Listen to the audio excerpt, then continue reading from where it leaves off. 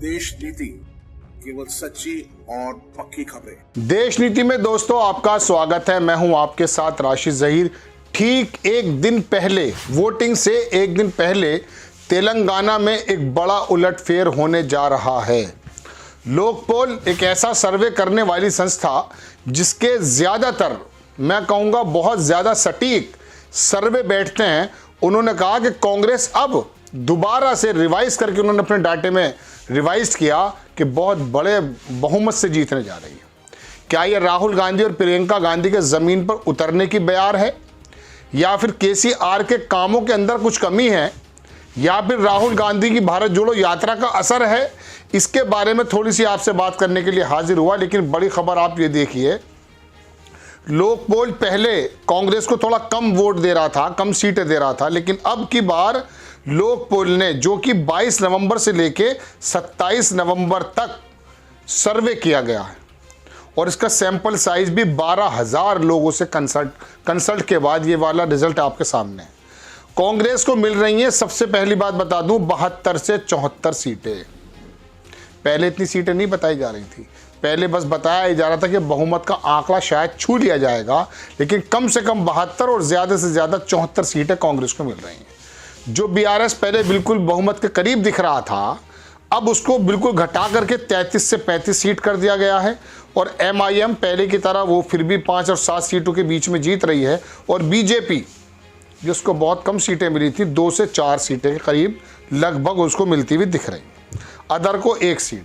Presenting you our final numbers for the upcoming Telangana election, इस तरह से उन्होंने छापा। और सैंपल साइज जो है, it's a top up survey between 22 November to 27 November with sample size of the 12,000। नीचे देखेंगे अगर आप, तो वोट परसेंटेज में इतना ज़बरदस्त उछाल है कि 72 से 74 सीट के आगे अगर आप आगे देखें तो 44% से 47% तक वोट कांग्रेस को मिल रहा है। और वहीं बीआरएस को 37% से लेकर 40% और एमआईएम को 2 से 3, लेकिन भारतीय जनता पार्टी भी 9 से 11% वोट वहां लेती हुई दिखाई दे रही है। ये मैंने लोकपोल का सर्वे आपके सामने क्यों रखा? मैंने कई सारे इसके प्रदेशों के जो सर्वे उनको मैं बराबर फॉलो कर रहा हूँ। मुझे दिखाई ये दिया कि इनका सर्वे थोड़ा सटीक है। कर्नाटक में तो सीटों के एग्जैक्ट नंबर लगभग एक या दो आगे पीछे थे।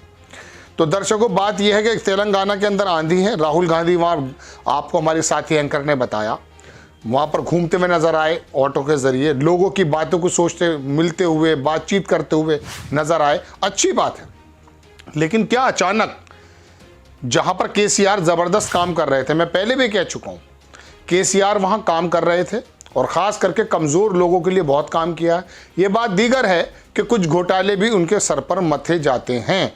लेकिन क्या वजह रही है कि कांग्रेस को दोबारा से मौका, या पहली बार तेलंगाना बनने के बाद तो पहली बार मौका देने जा रहे हैं वहाँ के लोग? राहुल गांधी की यात्रा के बारे में दर्शकों, दोस्तों, मैंने पहले आपके सामने कई बार अर्ज़ किया कि ये हिंदी पट्टी जो है, इस पर अभी राहुल गांधी आए नहीं हैं। हालांकि यहाँ पर भी लोग पीड़ित हैं, भारतीय जनता पार्टी का मजबूत अल्टरनेट चाहते हैं। प्रधानमंत्री जी के सामने किसी भी पर्सनैलिटी को गोदी मीडिया ने पनपने ही नहीं दिया, और जिसकी सबसे ज़्यादा उम्मीद की जाती थी राहुल गांधी की, उसको उन्होंने पप्पू घोषित कर दिया था। आप लोगों के जहन में भी बहुत हद तक उसकी इमेज पप्पू जैसी थी, लेकिन वो तो पढ़ा लिखा आदमी व्यक्ति निकला, ज़मीन पर उतर आया, एक ऐसा योद्धा के रूप में आया कि चंद्रशेखर की यात्रा निकली थी। दर्शकों, मैं आपको बताऊं, किसी ज़माने में वो यात्रा पूरे भारत के अंदर क्या रंग लेकर आई थी, उनको एक ऐसा पुरोधा बना दिया गया था। चंद्रशेखर के बारे में एक बात और बता दूं, चंद्रशेखर वाहिद ऐसे नेता हैं जो सीधे प्रधानमंत्री बने, उससे पहले उन्होंने कोई पद जो है ग्रहण नहीं किया, और उस यात्रा ने उनको जो है दिखा दिया था, ज़मीनी नेता थे। बहरहाल छोड़िए वो, तो उसके बाद इतनी बड़ी लंबी यात्रा राहुल गांधी ने ज़मीन पर जब उतरे, और वो पूरी की पूरी साउथ बेल्ट वगैरह होते हुए तमाम जो प्रदेश हो सकते थे, वहाँ तेलंगाना, आंध्र प्रदेश, कर्नाटक, ये तमाम जगहों को छूते हुए जब वो गुजरे, तो पता ये चला कि वाकई लोगों के अंदर एक वैक्यूम है। वो चाहते ये हैं कि मोदी जी के जुमलों को, ये आरोप लगते हैं, मोदी जी के जुमलों को तहस नहस कर देने वाला कुछ सच्चा नेता उनके सामने आए। राहुल गांधी के पूरी परफॉर्मेंस के अंदर अभी तक नज़र यही आता है कि इस आदमी के जो दिल में है वो उसकी ज़बान पर भी है। मैं उसका प्रवक्ता नहीं हूँ, लेकिन जो लोगों की ख्याल हैं, जो लोगों के सर्वेज हैं, जो लोगों की बातें हैं, वो मैं आपके सामने रख रहा हूँ। और मैंने आपसे कहा था कि हिंदी पट्टी को छोड़कर साउथ की जितनी पट्टी है वहाँ पर राहुल गांधी ने कांग्रेस को किसी तरीके से जना दिया है, किसी तरीके से खड़ा कर दिया है। और तेलंगाना का ये रिज़ल्ट वाकई इस बात का सबूत होगा अगर ये वाली बात निकल आ आती है कि राहुल गांधी का जलवा पूरी साउथ बेल्ट में है। अब बात कर लेते हैं हिंदी पट्टी। यहाँ तो आपको दरअसल मेहनत करनी पड़ेगी। राजस्थान के अंदर जिस वसुंधरा राजे को और जिस भारतीय जनता पार्टी को बुरी तरीके से हार 2018 में देखने को मिली, ऐसा क्या कर दिया भारतीय जनता पार्टी ने कि अब वहाँ पर लगभग जीत के करीब खड़ी है। ऐसा कहा जाता है सर्वे के अनुसार। क्यों? कि नहीं साहब, हमारी तो परंपरा है। ये कौन सी परंपरा है साहब? ये कौन सी परंपरा है? अगर अशोक गहलोत ने काम नहीं किया, आप हटा दीजिए। काम किया है तो उसको लेकर आइए। तो ऐसा हमारे यहाँ हिंदी पट्टी में ज़्यादा धर्म के नाम पर, इन चीज़ों के नाम पर बहुत जल्दी लोगों को हिप्नोटाइज कर दिया जाता है, ट्रैप में ले लिया जाता है।